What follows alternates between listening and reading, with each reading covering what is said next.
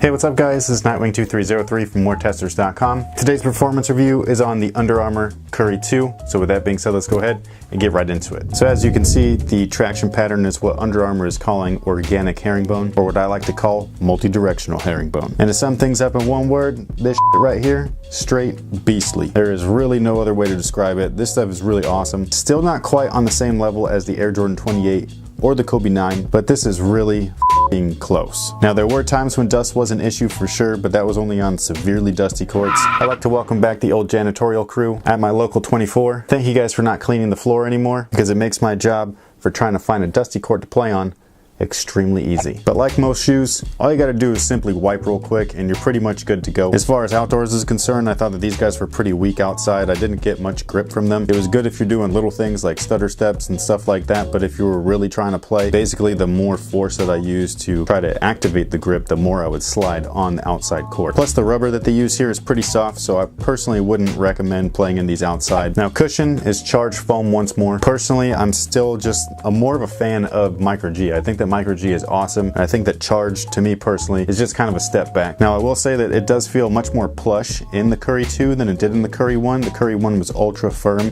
and these guys have like a really nice ride, whether you're moving or not. But again, I would definitely take Micro G above this, no questions asked.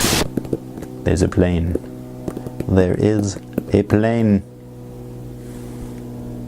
The plane, mouse, the plane. This is the slowest fucking plane in the world. Okay.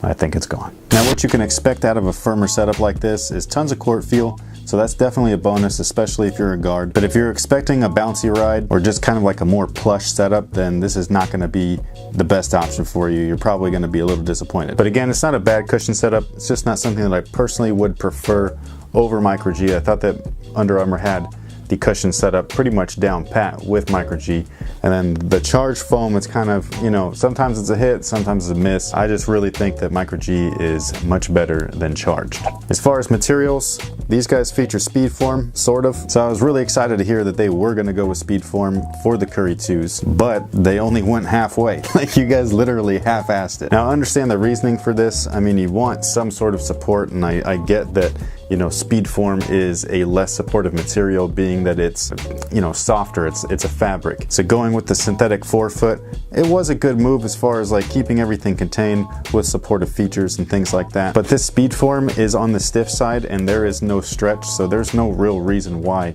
it couldn't have gone full length. At this point, with the way that there are, you know, performance woven uppers, fly knits, prime knits, and mesh options, all of which work really well on court, you know, Under Armour I thought could have really done this 100%, gone full on speed form, and had a really awesome shoe. Again, they just kind of half-ass things. It's not a bad setup, but I definitely prefer Anafoam over this one. Anafoam felt like it was more of a custom fit once they were broken in. And then these guys, they fit really nice, but the materials, like I said, it's like the back half, awesome, front half.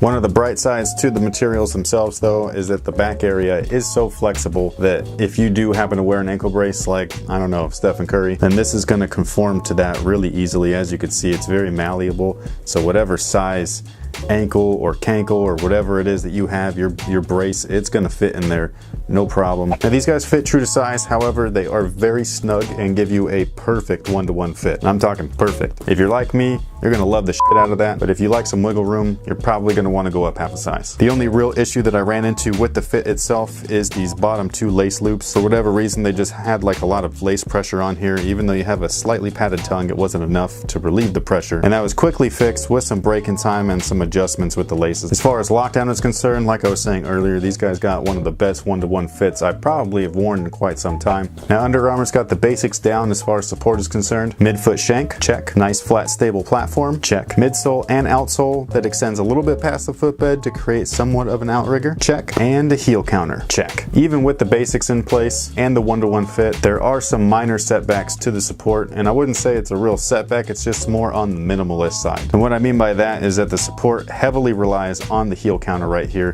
which is a thin TPU bar, because everything else is literally just fabric. So the one thing that is literally supporting the back of your foot and your ankle is this one piece of plastic right here. And again, it's just slightly on the minimalist side. Great for those of you that wear braces, but if you don't, it's not gonna kill you, but it might not be exactly what you're used to. So overall, traction and fit, probably their best features. And those are two things that I pretty much highly regard. So if you have some great traction and a one-to-one fit like that, I'm automatically gonna be gravitating towards that shoe. And then I think everything else that they have is just enough to where it's like, yeah, these are really dope. Not the first choice in my lineup, but it's definitely in my top 5. Definitely not a bad look for Curry's second round of shoes. I know that he's killing it right now in these things, which is pretty awesome, especially being from the Bay. And if you've grabbed a pair and you've been playing in them, let me know in the comment section below what you guys think about them. Good, bad, whatever it might be.